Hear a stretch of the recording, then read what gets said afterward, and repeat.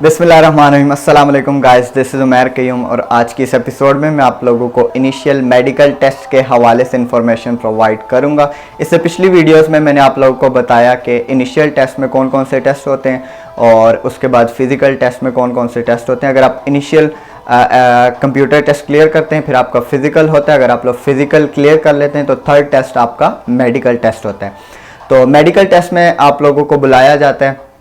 आप लोग को जो है सबसे पहले आपकी हाइट, उसके बाद आपका वेट चेक किया जाता है। आप लोग को एक फॉर्म दिया जाता है, वो फॉर्म आपने फिल करना होता है जिसमें आपने अपनी इन्फॉर्मेशन लिखनी होती है और फिर जब आपकी हाइट चेक होती है उस फॉर्म पे आपकी हाइट लिख दी जाती है। जब आपकी वेट चेक होता है उस फॉर्म पे आपका वेट लिख दिया जाता है। इस तरह से थर्ड टेस्ट आपका आई चेकिंग का टेस्ट होता है, आपकी आई साइट चेक की जाती है।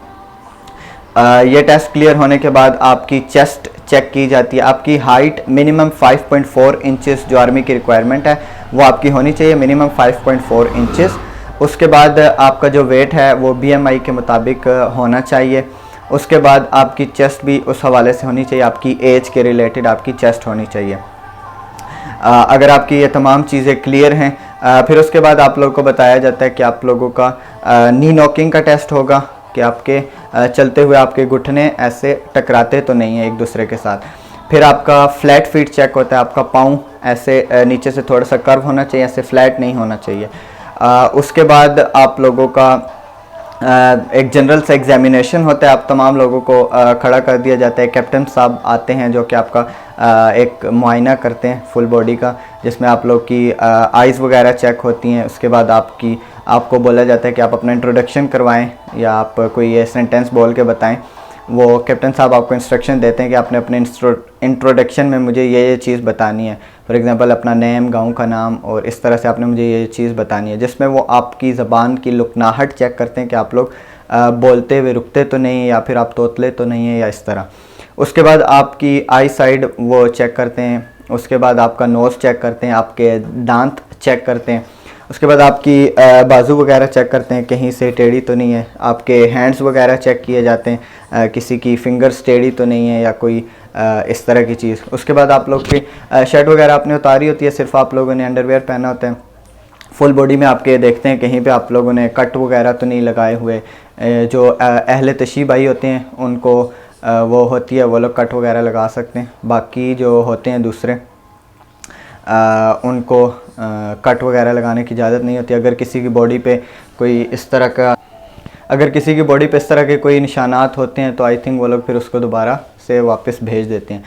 तो उसके बाद आप लोगों का अगर किसी भी टेस्ट में आप लोगों का अगर उनको कोई शक शुबा है, कोई वो समझते हैं कि आपकी ये चीज़ क्लियर नहीं है, तो आप लोगों को फिर ASN फिर आपको CMH या MH रेफ़र कर दिया जाता है, जहाँ पे आपको बताया जाता है कि आप लोगों ने अपना ये वाला टेस्ट करके लाना है, जिससे वो आपका चेक कर लेते हैं कि इसकी ये चीज़ क्लियर है या नहीं है। उसके बाद आपका एक फुल बॉडी एग्जामिनेशन होता है। आपको एक रूम में ले जाया जाता है जहाँ पर आपका फुल बॉडी एग्जामिनेशन होती है। उसके बाद आपको वापस बाहर भेज दिया जाता है।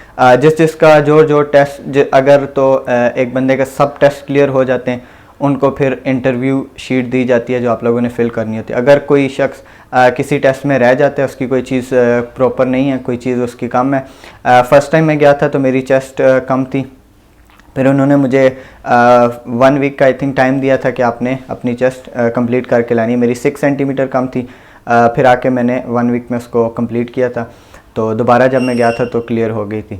तो इस तरह से वो लोग चेक करते हैं। अगर किसी भी चीज़ में आपकी कोई कमी पेशी है तो वो लोग आपको कुछ टाइम देते हैं कि आपने इस टाइम में क्लियर कर लेनी है। अगर आप क्लियर कर लेते हैं फिर वो आपको नेक्स्ट टेस्ट के लिए आप लोग नेक्स्ट टेस्ट दे सकते हैं। अगर आप लोग नहीं क्लियर करते वो फिर आपको घर भेज देते हैं और बोलते हैं कि आप लोग नेक्स्ट कोर्स में अप्लाई कर लीजिएगा। अगर आप लोग ये तमाम मेडिकल के क्लियर हो जाता है आपका मेडिकल, फिज़िकल, इनिशियल टेस्ट, फिर आपको इनिशियल इंटरव्यू के लिए भेजा जाता है। इनिशियल इंटरव्यू जब आपका मेडिकल जिस दिन क्लियर होगा उस दिन आपको एक फॉर्म दिया जाएगा। वो फॉर्म आप लोगों ने फिल करना है, जिसमें आपकी बेसिक इन्फॉर्मेशन और कुछ 2-3 क्वेश्चंस लिखे होंगे आर्मी से रिलेटेड कि आप why you want to join army, which things you like in army, navy और एयरफोर्स, जिसमें भी आप अप्लाई कर रहे हैं। और पेशावर सेंटर में लास्ट टाइम उन्होंने जो है एक नई चीज़ ऐड किया जो कि उनसे एक एस्से लिखवाते हैं कोई भी आपकी लाइफ जर्नी के हवाले से या कोई भी इस तरह का ऐसे लिखवाते हैं, और जो इन्फॉर्मेशन आप इस फॉर्म में लिखते हैं इस इन्फॉर्मेशन से रिलेटेड आपसे इंटरव्यू लिया जाता है। इंटरव्यू में आपसे इस इन्फॉर्मेशन जो आपने लिखा होता है इसके हवाले से आपसे पूछा जाता है। तो यह था आपका मेडिकल। अगर आपका मेडिकल क्लियर हो गया तो फिर आपको जब आप वो फॉर्म फिल कर लेते हैं, इनिशियल इंटरव्यू का फॉर्म आप लोग फिल कर लेते हैं, फिर वो लोग आपको डेट्स बताते हैं कि हमारे पास 10 अक्टूबर की डेट है, 11 की है, 15 की है, तो आप में से कौन से बच्चे 10 अक्टूबर को इंटरव्यू देना चाहेंगे, कौन से बच्चे 11 को देना चाहेंगे, कौन से बच्चे 15 को देना चाहेंगे। तो जिसने जिस डेट में इंटरव्यू देना था वो फिर उसके फॉर्म पे वो वाली डेट लिख देते हैं। तो फिर उस डेट में आप लोगों ने इनिशियल इंटरव्यू के लिए आना होता है। इंशाल्लाह अपनी नेक्स्ट वीडियो में मैं आपको इनिशियल इंटरव्यू के हवाले से इंफॉर्मेशन प्रोवाइड करूँगा। तब तक के लिए अल्लाह हाफिज़। पाकिस्तान जिंदाबाद।